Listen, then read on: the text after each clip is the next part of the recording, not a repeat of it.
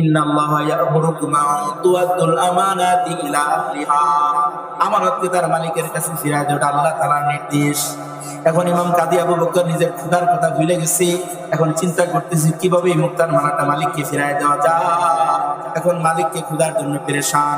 হঠাৎ করে দেখতেছে পাহাড়ের চূড়ায় কে এক মুরব্বি ডাক দিয়ে বলে, আমার বাড়ির মধ্যে আবু হুজুর, আমি হতে বাইতুল্লাহ আসছি, আমার একটা বিহার হারানো গেছে, তোমরা যদি কেউ পেয়ে থাকো, আমারে যদি ওই হারটা ফেরত দিতে পারো তাহলে 500 স্বর্ণ মুদ্রা দ্বারা আমি উপহার দিব, 500 আশরাফি তাকে উপহার দিব।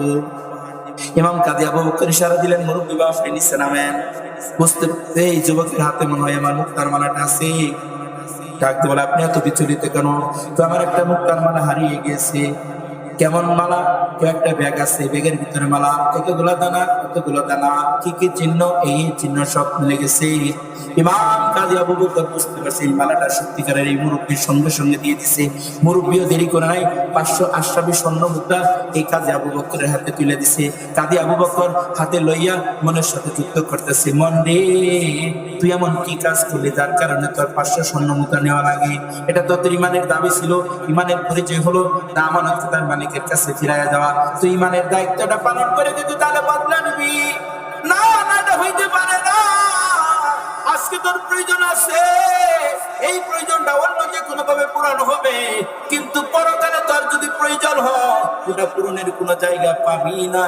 তুই যদি আজকে মালিকের কাছ থেকে প্রতিদান না নিয়া আসল মালিকের কাছ থেকে প্রতিদান নিতে পারস, তোরে 500 স্বর্ণ মুদ্রা দিবে না, আল্লাহ দিলে তোরে এত দিবে তোর মন খুশি হয়ে যাবে। চিল্লায় বলেন না সুবহানাল্লাহ। এই চিন্তাটা করে 500 স্বর্ণ মুদ্রা ফেরত দিতেছি। কবর বাড়ি না, এটা নিব না। পূর্বে হা করে তাকা স্যার হাদিয়া দেওয়া সুন্নাত, নেওয়া সুন্নাত, হাদিয়া তুমি নিবা না? কই না না আমি এটা নিব না। বড় দিয়ে সারা না করে নিতেই হবে। একটা বার ইমাম কাজী আবু বকর ডাকতে বলতেছে, বাবা আসল কথা হলো আমি দুনিয়াতে ভালো ভোগের আশাবাদী না, আমি পরকাল কাছ থেকে আপনি আমার 500 স্বর্ণ মেরে ফেরত দিলাম, এটা দিলাম কিসের জন্য জানেন? পরকাল আমার আল্লাহর কাছ থেকে আরো বড় পুরস্কার দেবো। সুবহানাল্লাহ জোরে কও। এখন মুরব্বি হা করে তাকায় আছে। কাজী আবু বকর কি এভাবে তাকায় আছেন কেন? তোমার ভালো করে তাকায় দেখতেছি, কারণ তুমি যে একটা জান্নাতি যুবক তাতে কোনো সন্দেহ নাই। আমরা বুঝছি, জানি, বুঝি আল্লাহর উপায় মানে হাব্বা, যে যাকে ভালোবাসে তার সাথে হাসর নসর। আমি তোমাকে আল্লাহর জন্য ভালোবাসলাম, কাল কিয়ামতের ময়দানে ধরো তোমার সাথে আমার জান্নাত। আর একটু জোরে বলেন না সুবহানাল্লাহ। যাই একদিন পৃথক হয়ে গেলে দেখেন আল্লাহ কত বড় মহা পুরস্কারের ব্যবস্থা করে। তার একটা বাস্তব নমুনার কথা বলতেছি। এই ইমাম কাজী আবু বকর নৌকা করে ভ্রমণ করতেছে অসংখ্য লোক নিয়ে। সাগরের মাঝখানে যখন চলে আসছে, সমুদ্রের কুবারে উপরে নৌকাটা ডুবে গেছে। যত আর হয়েছিল সব প্রায় মারা গেল। আল্লাহ তাআলা কুদরতি ভাবে ইমাম কাজী আবু বকরকে একটা দ্বীপে হাজির করে দিয়েছে। আরেকটা জোরে বলেন না সুবহানাল্লাহ। ওই দ্বীপে হাজির হওয়ার পর যখন চেতনা ফিরে আসছে, আরে আমি এখানে কেন? খুঁজে দেখে তারা আপনজন কেউ নাই, নৌকাও নাই। তখন শুকরিয়া আদায় করেন আল্লাহ ক্ষমতার মালিক। কাদেরে কুদরত দারি, কাদেরে কুদরত দারি, হর জিগাহি আকুনি, মুর্দারাতা মুর্দারা যা ভক্ত বখশি, জিন্দারা বেজাকুনি, মুর্দারা যা ভক্ত বখশি, জিন্দারা বেজাকুনি। আল্লাহ যা ইচ্ছে তা করতে পারে। ইন্নাল্লাহা আলা কুল্লি শাইইন কাদির, ক্ষমতা আল্লাহর আছে। ওখান থেকে তিনি হাঁটতে হাঁটতে দ্বীপে চলে গেছে। একটা সুন্দর মসজিদ দেখা যায়, বুঝবার বাকি নাই এলাকাটা মুসলমানদের দখলে। মসজিদে ঢুকে বসে, ঢুকার পর দেখতেছে তাকিয়ার ভিতরে সুন্দর একটা মসজিদ, এর ভিতরে আল্লাহর কালাম আছে। ওই কালামটা লইয়া, আল্লাহর কালামটা লইয়া তেলাওয়াত শুরু করে দিয়েছে।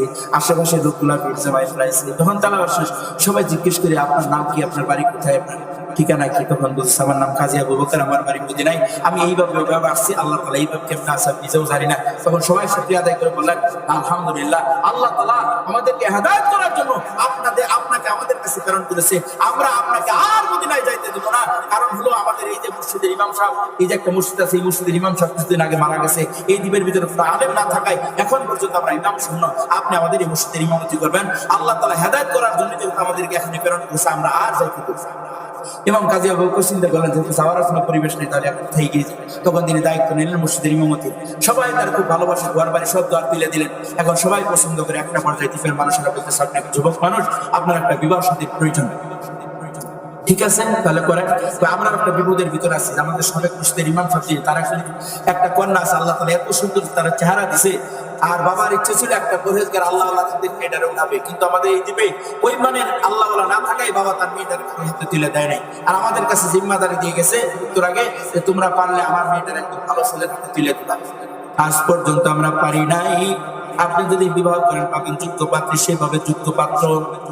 কাজী আবু বকর রাজি হয়ে গেলেন, পাত্রীপক্ষ ওদেরকে বুঝালেন, ওরাও রাজি, দুনো পক্ষে রাজি, বিবাহ শাদীর ব্যবস্থা হয়ে গেল। বাসর ঘরের ঘটনা, আল্লাহ কত বড় পুরস্কারের ব্যবস্থা করতে পারে।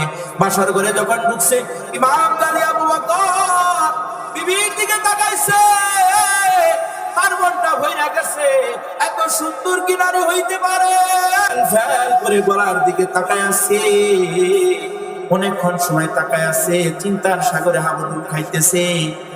এখন মেয়েটা চিন্তা করতেছে, হারে এই দ্বীপের মানুষেরা আমার সাথে প্রতারণা করলো, আমার মৃত বাবার সাথে ধোঁকা দিল, এই দ্বীপের মানুষেরা করলো বড় আল্লাহ ওয়ালা পরহেজগার। ও কিসের আল্লাহ ওয়ালা, কিসের পরহেজগার? আমার সাথে কথা না বলে, আমার দিকে না তাকায়া, আমার গলার ভিতরে একটা দামি হার আছে, ওই হারের দিকে বেল করে তাকায় আছে। তার মতো লোভী মানুষ আর কেউ হয় না।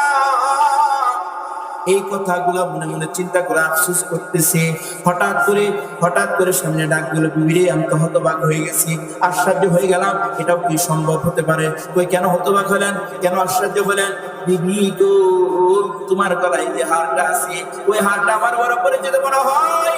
আমি মনে হয় মদিনার কোনো গলিতে হারটা পেয়েছিলাম। এই ঘটনা শুনতে বেটা লাভ দিয়ে দাঁড়ায় গেছে।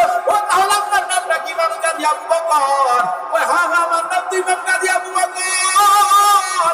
এটা তুমি কেমন করে জানলা বুঝলা? এবার ডাক বলে, স্বামী গো, আপনাকে আমার ফ্যামিলির সকল লোকেরাই চিনে, আপনাকে ভালো করে চিনে। আপনার জন্য আমার বাবা বারবার বলতো, মা গো আমি হজ্জে বাইতুল্লাহ গিয়েছিলাম, একটা জান্নাতি যুবক থেকে আসছি, দুনিয়ার লোক তার দিলের ভিতরে নাই। আই মা, এরকম একটা জান্নাতি যুবকের হাতে আমি তোমার যদি উঠাই দিতে পারতাম, তাহলে মরে গিয়েও আমি শান্তি পাইতাম। একদিন দুই দিন না, অসংখ্যবার এরকম মনের অভিব্যক্তি প্রকাশ করেছে।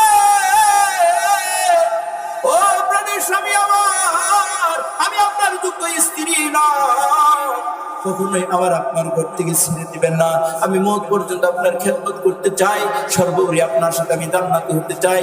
স্বামী গো, এতদিন পর্যন্ত আমার সবচেয়ে মূল্যবান সম্পদ ছিল আমার এই গলার হারটা, এর চেয়ে দাম কোনো মূল্যবান সম্পদ ছিল না।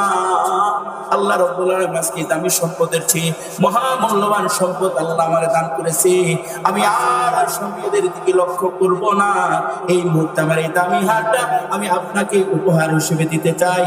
কাজী আবু বকর ডাক দিয়ে বলে, না না না, হয় না, ওটা তোমার ব্যবহারের জিনিস না, আমি আমার ওটা আমার দরকার নাই। কাজী আবু বকর ডাক দিয়ে বলে, তুমি যদি আমার এই মানের মালিক বানায়া দাও, তাহলে আমি তো অন্য কাজ করবো। কি কাজ করবেন? এই দ্বীপের ভিতরে অনেক হত দরিদ্র গরিব অসহায় এতিম আছে, আমি তাদের মুখে হাসি ফুটাবো। ওই হাসিটা আল্লাহ সংসারের ভিতরে ফুটাবে, আর পরকালে আল্লাহ আমাদেরকে উভয়কে দানের দরাজে জান্নাতের মেহমান বানায়া দিবে।